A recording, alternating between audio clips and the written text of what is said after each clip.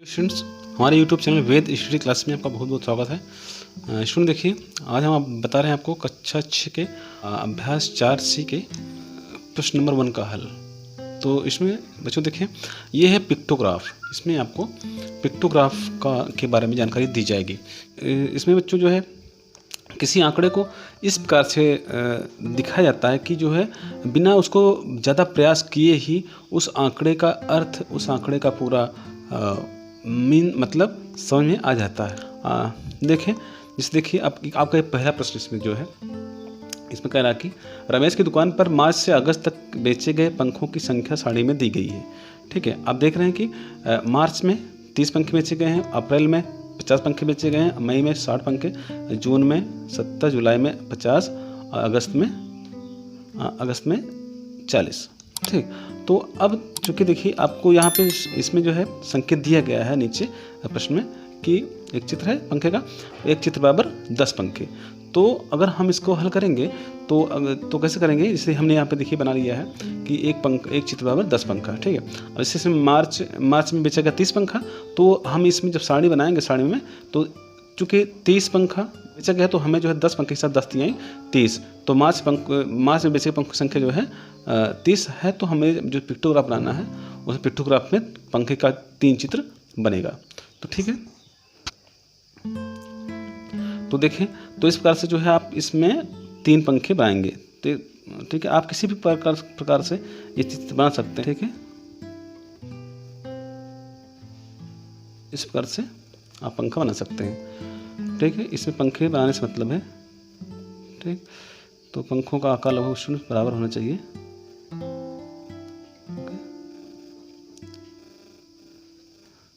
तो चलिए इसको हम जो है आपको एक फटाफट बना के वीडियो को थोड़ा से फास्ट करके दिखा देते हैं, नहीं तो इसमें बहुत समय लग जाएगा दिखाने में। ठीक है,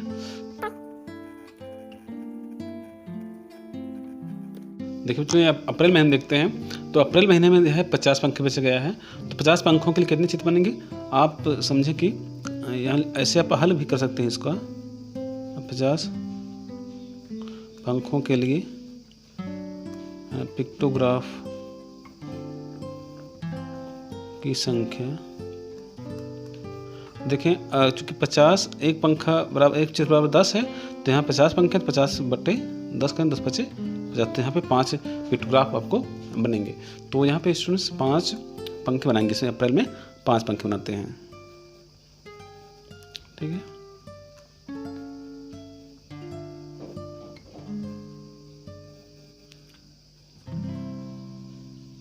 चलिए इसमें भी बच्चों हम तो आपको इसे जल्दी करके दिखाते हैं। ठीक,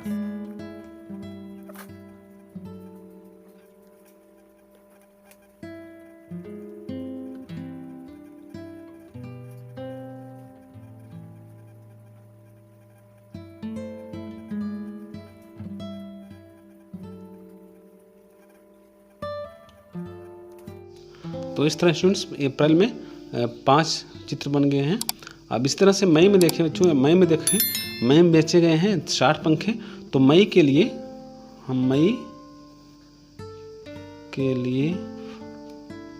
चूँकि 60/10 करेंगे, तो यहाँ पे 10 छंग 60। ठीक है, मई के महीनों के लाइक सारणी में इसमें 6 पंखे बनेंगे। ठीक है, तो इस प्रकार से इसमें 6 पंखे फटाफट बना के आपको दिखाते हैं।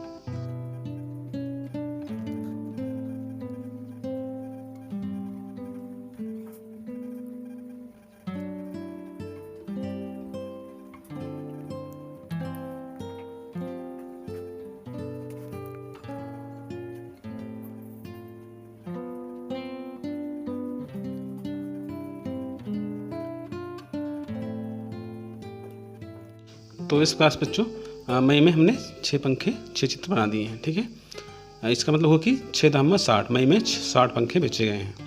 अब देखते हैं जून में। तो जून के लिए बच्चों यही के लिए पंखों की का पिक्टोग्राफ बराबर, तो जून चूँकि देखिए जून में 70 पंखे बेचे गए हैं, तो जून के लिए 70 करते हैं 10, 10×7 70। इस प्रकार से आप जो है इसमें जून में 7 चित्र बनाएंगे। ठीक है, चलिए फटाफट आपको बना के दिखाते हैं।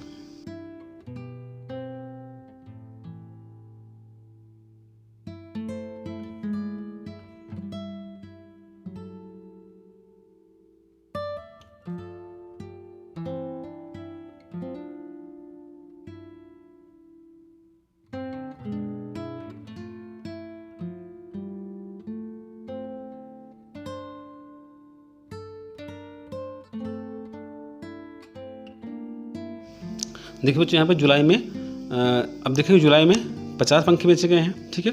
तो जुलाई के लिए निकालेंगे तो 10 जुलाई में 50 में 10 से हम भाग करेंगे, 10 बचे 50, तो यहाँ पे 5 मिलता है आपको। तो स्टूडेंट जुलाई के लिए हम 5 चित्र बनाते हैं, ठीक है। पंखों का 5 चित्र यहाँ पे बनेगा। तो यहाँ पे हम फटाफट 5 चित्र बना के आपको दिखाते हैं।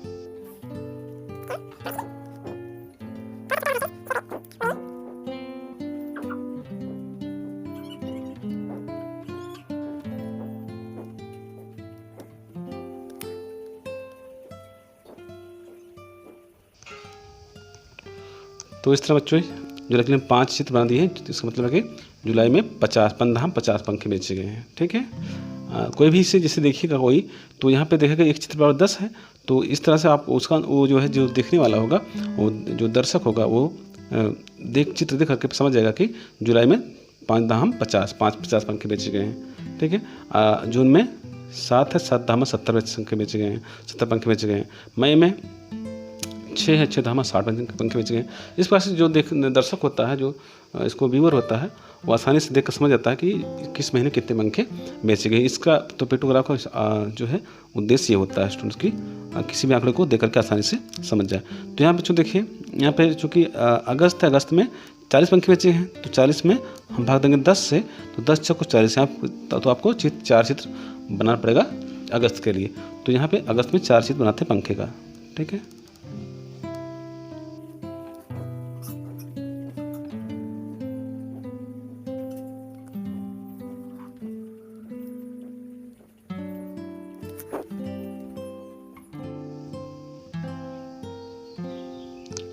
तो स्टूडेंट देखिए, तो इस प्रकार से अगस्त के लिए भी हमने यहाँ पे 4 चित्र बना दिया। तो देखिए स्टूडेंट्स, ये दूसरा प्रश्न में है, किसी सप्ताह के विभिन्न दिनों में बेची गई घड़ियों की संख्या नीचे दर्शाई गई है। इसमें एक चित्र बराबर बच्चों ये घड़ी है, ठीक है। आप देख रहे हैं इसमें जो आपको स्क्रीन में दिख रहा है ये प्रश्न। तो आप देखें, सोमवार को बेचे गए हैं 3 3 6 घड़ी बेची गई हैं। मंगलवार को 4 4 8 बेची गई हैं। बुधवार को 4, बृहस्पतिवार को 5, गुरुवार को 4 4 8, शनिवार को 4, रविवार को 5 4 9 घड़ी बेची गई। तो इस अब स्टूडेंट जो है, हमें देखिए नीचे जो प्रश्न दिया गया है, चित्र आरेख को देख करके निम्नलिखित प्रश्नों के उत्तर दीजिए। तो इनका उत्तर हमें जो है देना है। तो देखिए पहला जो आंसर होगा बच्चों यहाँ पे पहले प्रश्न का ये है कि किस दिन बेची गई घड़ियों की संख्या अधिकतम है। तो आप देख सकते हैं जो रविवार है, ठीक है, पहला आंसर लिखेंगे, चूँकि रविवार में सब ज़्यादा चित्र हैं, रविवार में 9 चित्र हैं, ठीक है। तो यहाँ पे लिखेंगे चूँकि रविवार को ना कि साड़ी में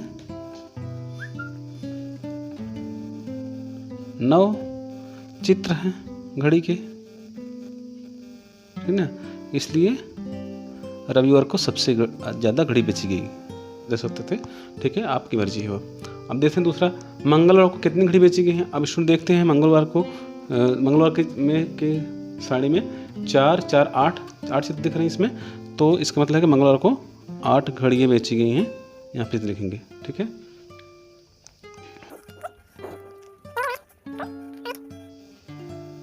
घड़ियाँ बेची गई हैं, ओके। अब देखें बच्चों, बुधवार को दिया गया है कि अगला क्वेश्चन है, पूरे सप्ताह में कुल कितनी घड़ियाँ बेची गई हैं।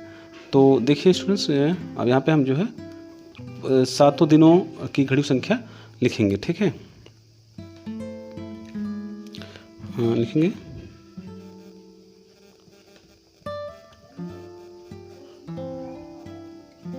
पूरे सप्ताह में बेची गई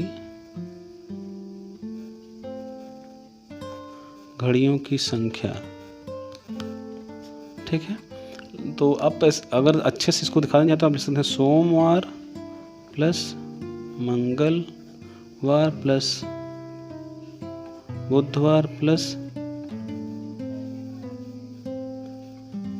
बृहस्पतिवार प्लस शुक्रवार प्लस शनिवार प्लस रविवार।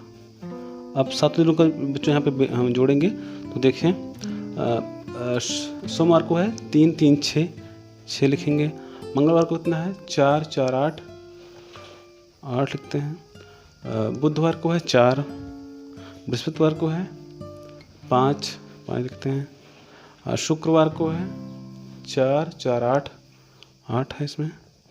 शनिवार को है, शनिवार को 4 है 4 लिखते हैं फिर। और रविवार को 4 4 8 1 9 9 है। ओके, अब देखिए जोड़ते पूरा जोड़ लेते हैं तो 9 4 13 13 8 21 21 5 26 26 4 23 30 6 36 36 8 44। ठीक है, तो बच्चों यहाँ पे पूरे सप्ताह में 44 घड़ियाँ बेची गई हैं। ये आपका आंसर होगा। ठीक, देखिए बच्चों, आपका ये इसमें चौथा खंड है। यदि एक घड़ी 200 रुपये में बेची गई, यदि एक घड़ी 200 रुपये में बेची गई हो तो रविवार को कुल कितने रुपए की बिक्री हुई। तो यहाँ पे लिखते हैं रविवार को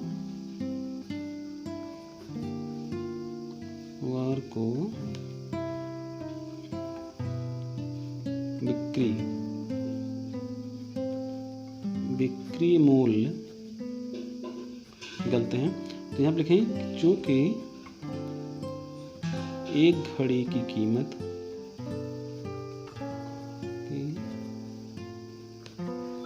बराबर 200 रुपये। ठीक है, इसलिए क्योंकि देखिए रविवार को कितनी घड़ी बेची गई, 9 घड़ी बेची गई है। इसका आंसर पहले से पता है, घड़ी संख्या जो है 9 घड़ी बेची गई है। इसलिए 9 घड़ियों की कीमत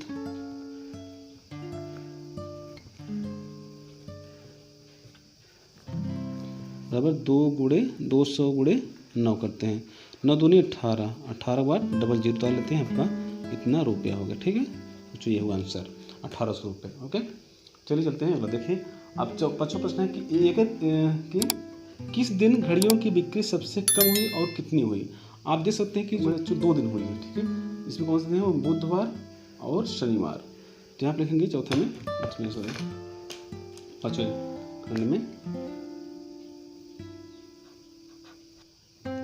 यहाँ पे है बुधवार और शनिवार लिखेंगे। बुधवार और शनिवार, क्योंकि बच्चों देखिए बुधवार और शनिवार में सबसे कम चित्र 4 चित्र हैं। ठीक है, दोनों में बराबर घड़ी बेची गई है।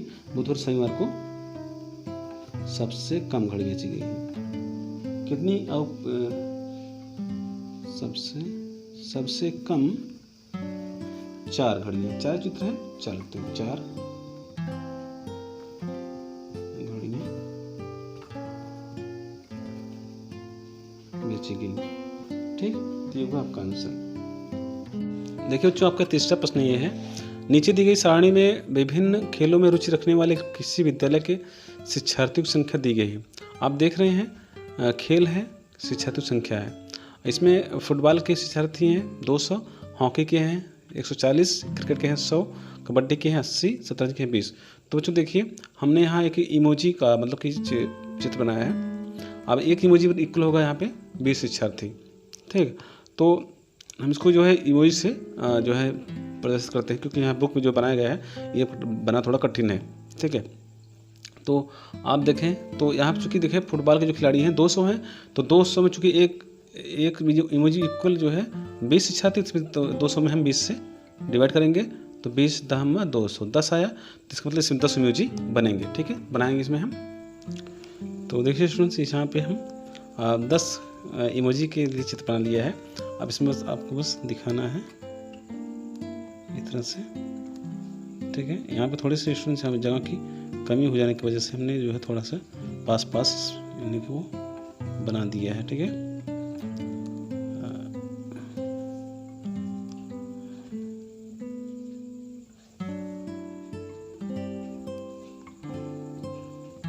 यहाँ पे देख सकते हैं आप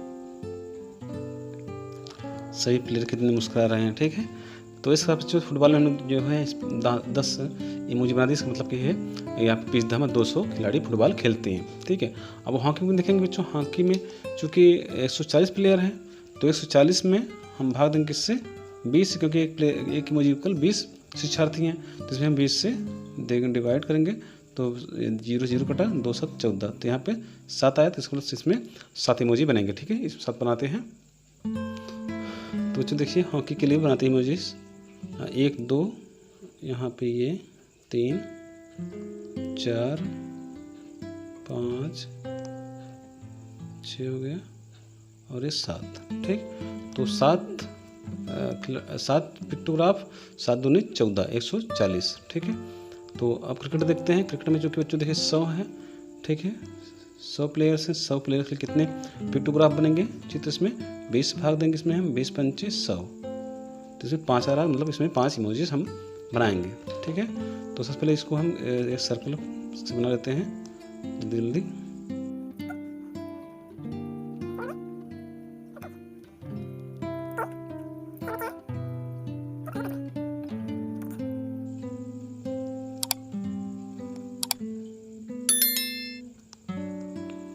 पांच इमोजी हमने बना दिया। यहाँ पे देखें 1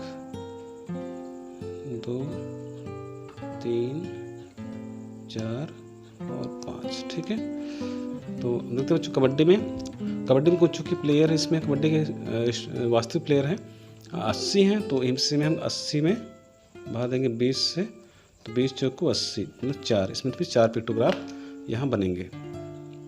तो 4 बनाते हैं थोड़ा फास्ट करके।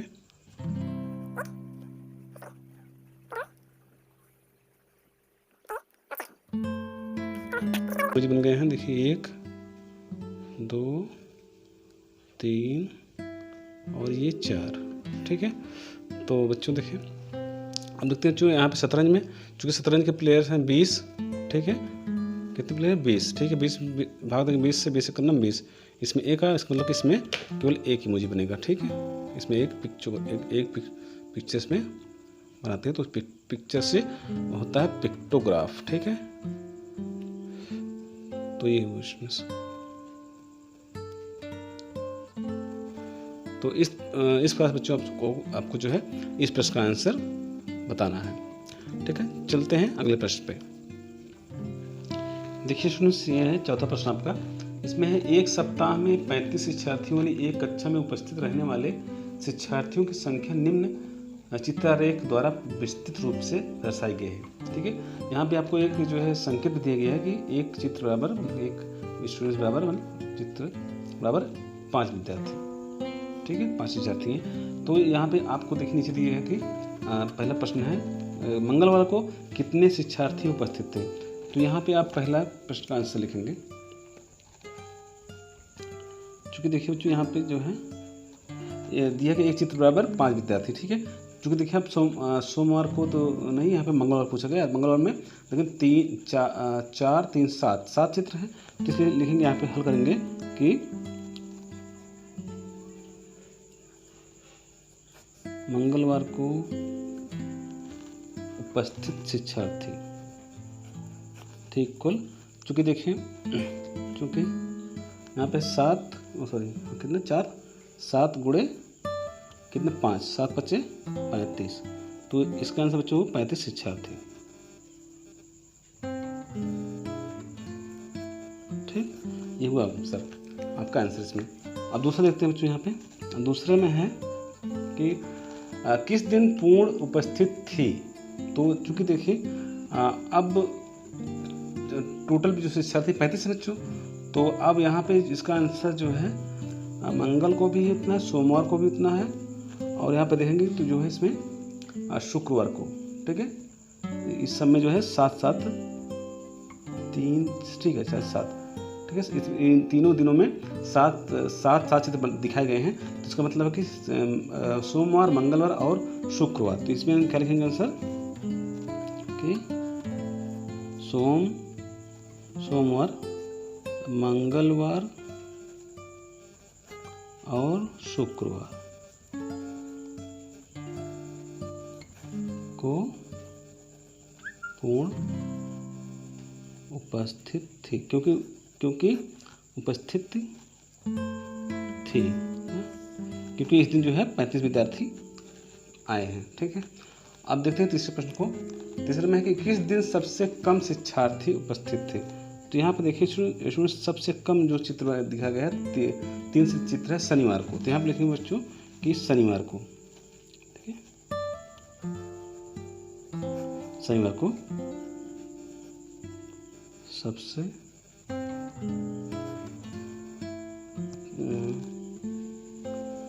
कम उपस्थित है, ठीक है।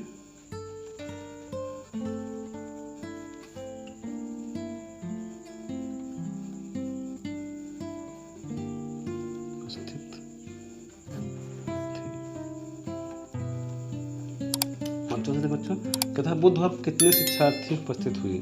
तो चौथे में पूछ रहा है कि बुधवार को, चूँकि देखिए बुधवार को इसमें है चित्र में 1 2 3 4 5 चित्र है। तो इसमें लिखेंगे फिर जो है बुधवार को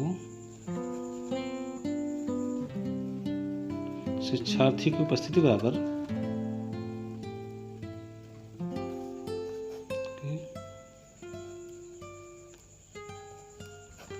इक्वल, तो लिखेंगे चूँकि 5 चित्र है 5 गुणे 5 5 25, बुधवार को 5 चित्र है 5 क्योंकि एक चित्र बराबर 5 शिक्षार्थी है दिया का संकेत इसमें जो है। तो 5 गुणे 5 बराबर 25 शिक्षार्थी, ये बच्चों आपका आंसर हुआ, ठीक है।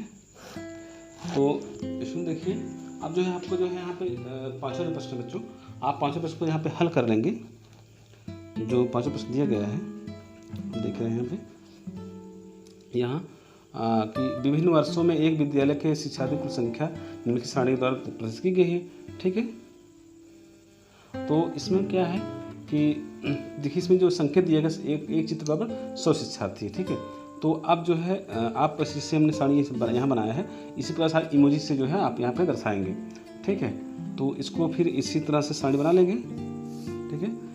5 शिक्षार्थी हैं, 5 इसमें सारणी बनेगी 5 खाने। तो इसमें बच्चों जो है इस तरह बनाएंगे। इसमें आप जो है यहाँ पे वर्ष लिखेंगे, यहाँ पे इसमें वर्ष, इस धर्म में जो है शिक्षार्थियों की संख्या, शिक्षार्थी की संख्या दिखाएं आप, लिखें यहाँ पे। अब वर्ष में 2000 वर्ष यहाँ पे, फिर 2002, इस तरह से आप लिख करके 2004 है। तो इस पर जो 2002 स्टूडेंट से 2000 में देखेंगे कि 400 शिक्षार्थी, 400 भाग 100 से, तो आपको 4 इसमें 4 पिक्टोग्राफ इस प्रकार से आप बनाएंगे, ठीक है। 4 इमोजी यहाँ पे बना के आप दर्शा सकते हैं आराम से। तो बच्चों इस प्रकार से आप जो है आपका ये अभ्यास इस तरह से पूरा हो जाएगा। तो स्टूडेंट्स अगर आपको हमारी वीडियो पसंद आए तो प्लीज़ हमारे चैनल को सब्सक्राइब करें और इस वीडियो को लाइक करें, शेयर करें, कमेंट करें। तो स्टूडेंट मिलते हैं आपको अगले वीडियो, तब तक के लिए जय हिंद, वंदे मातरम।